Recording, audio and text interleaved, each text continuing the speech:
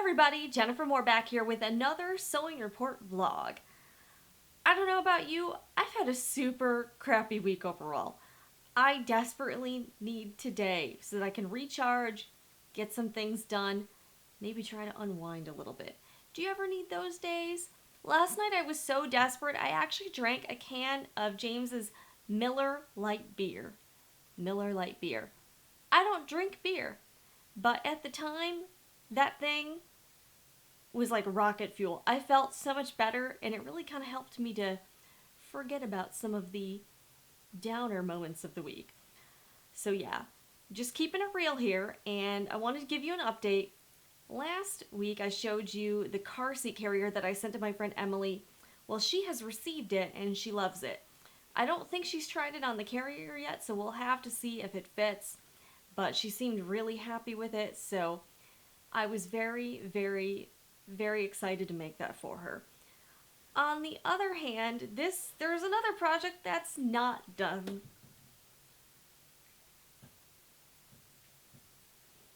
Yeah, we didn't get very far with that. There were a lot of things that happened in the past few days that were really distracting, so I haven't really been that productive in here. So that's why I really need this time now. I need to get this done though in a couple weeks because it's actually for a Sewtopia fabric challenge. Sewtopia is this sewing retreat that I'm going to in a couple weeks. And what happens is, ahead of time, they sent me this line of fabric. It's called Valencia by Laura Gunn for Michael Miller. And the challenge is that you have to make something out of the fabric. You can make something quilted, you can, make clothing, whatever you want. I chose to make this pillow cover for my friend because I thought that he would like it. So that's what I'm doing. It may be kind of lame. I'm sure I'm going to be totally blown away by the other projects, and mine is going to look really sad in comparison, but whatever. So the only rule is that you have to use only Michael Miller fabrics. Like I can't use an Art Gallery fabric print or I can't use a cotton and steel print. It all has to be from Michael Miller. But luckily, I have some fabric that matches it. So if I need to use other fabric like for the backing, I've got some options. And I'm really excited to put this like super cute applique on there. I think that little bear is adorable. So we're going to see how far I get, and I think I'm going to try something new. I bought like this Gorilla Pod thing, so I can set it up while I sew, and I can talk to you guys at the same time. So let's sew. So this is kind of a kooky shot, right? I feel like Wilson on Home Improvement, but I wanted you to be able to see what I'm sewing, and also kind of see my face, just because I'm going to be talking to you guys while I sew. So I've got some lilac purple thread, 50 weight, or actually no, 40 weight, in my machine, and then I've got like a neutral beige bobbin thread, and I'm just sort of quilting echoey half-inch lines. So I need to set my stitch length. I've been doing it at 3.5 just so you can see the stitching a little bit more. And then I just start to go. And of course, I need to change my needle up down so that you can actually, so that when it stops with the needle down and not with the needle up. Sort of obvious, right? So I'm just going along and just having the edge of my presser foot, which is the AccuFeed foot that Janome has. And it's basically like an integrated walking foot. So I'm pretty much just lining up the edge of my presser foot with the last line of stitches that I did. So I haven't really been marking, although I've seen some blogs where people do like crazy matchstick or crosshatch quilting, and I'm wondering, do they mark all their lines? Because when I do something and I need to have it precision, I usually mark everything with an air soluble pen, and I just kind of wonder, how do they do it? So, alright, let's keep going here. I have a few more lines on this section, and then I'm going to switch out my thread to like a reddish thread, and then do that last section.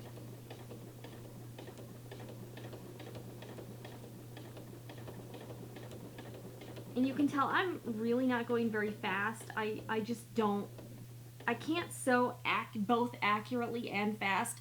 I can really only do one or the other. So I choose accuracy most of the time. Whoops. Okay. Alright, got some stuff.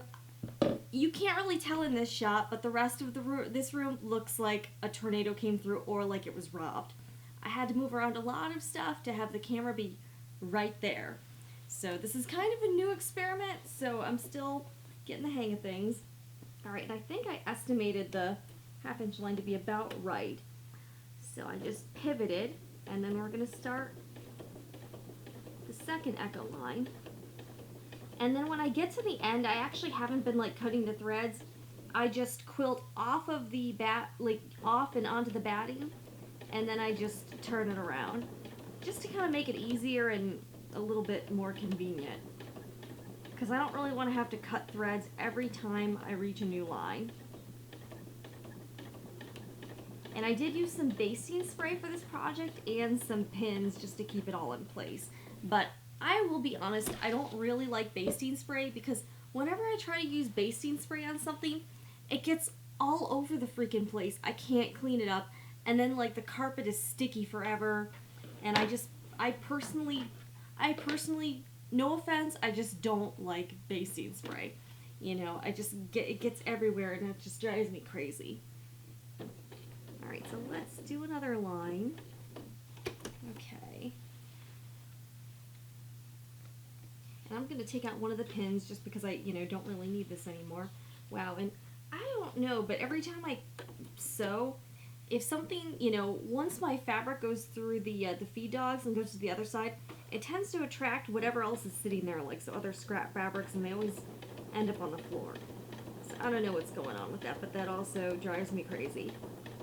Alright, so we got another line. And again, the thing with something that's handmade is that it's made by a human, so it's not going to look like it came from a factory, and that's okay. I've really had to try to get over that because I want everything to be super perfect, and the reality is that that's just not going to happen. You have to realize that, a person making something is going to have some, tiny flaws, imperfections, variations, and you really have to learn to be okay with that. Actually, this is kind of fun. I usually watch TV when I sew, but even though I'm totally alone in this room and talking to no one, it kind of feels like I'm talking to some friends or something. So, if you're watching, let's be buddies here. Let's be friends. Let's get to know each other so that I can continue to go crazy and, talk to no one alone.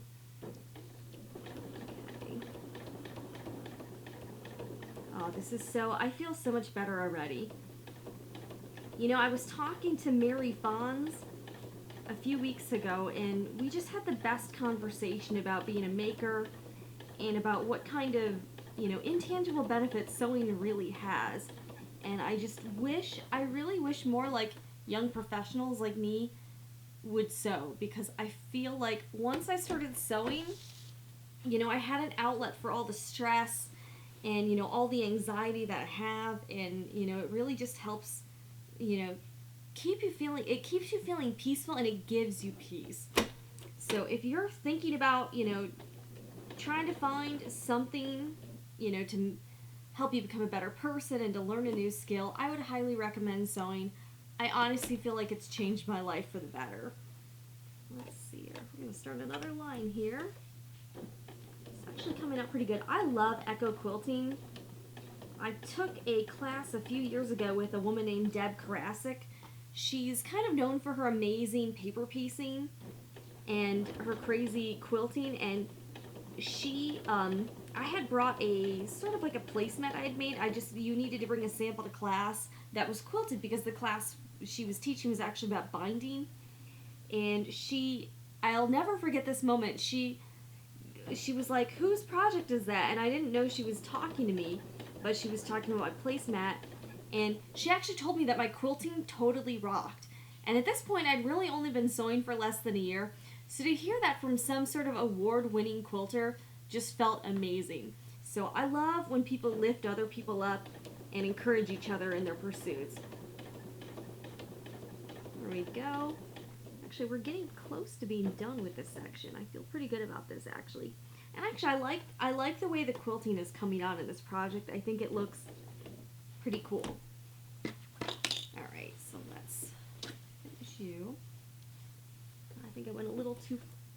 but I can make this work. Because you kind of, when you have to pivot or like reach a corner or a point when you're doing echo quilting, you really have to guesstimate how far you need to go before you need to pivot. I think I overshot a little bit, but it'll be okay.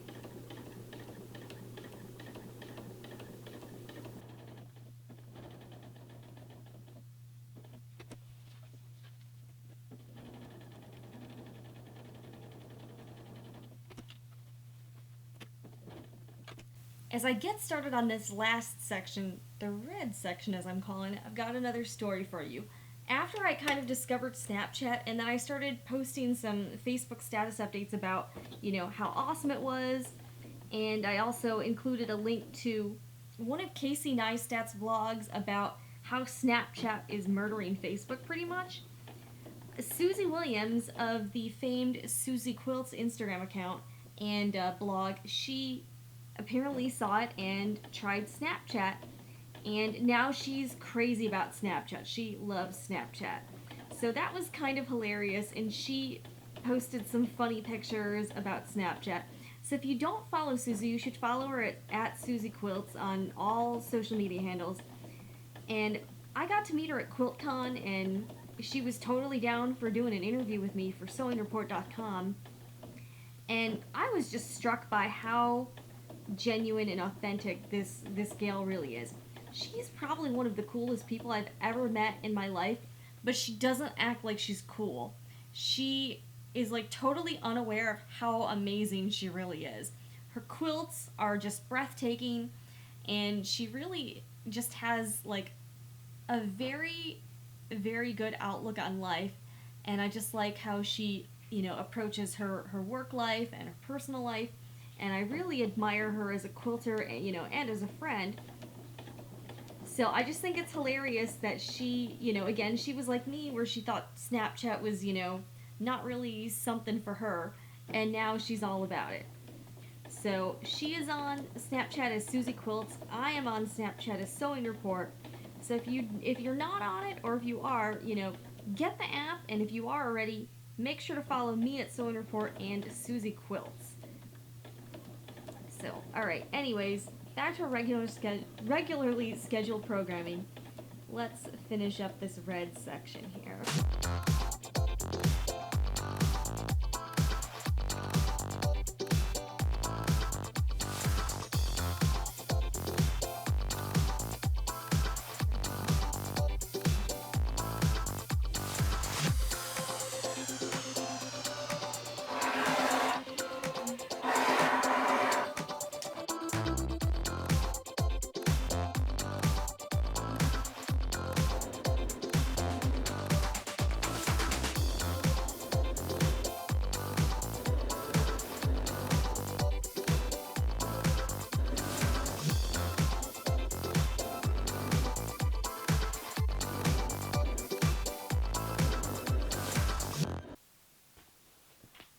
I think this applique turned out pretty well. And with that, I'm calling it a day. I feel a lot more relaxed and in control of the situation, and James just got home. So we're gonna hang out. See you next time.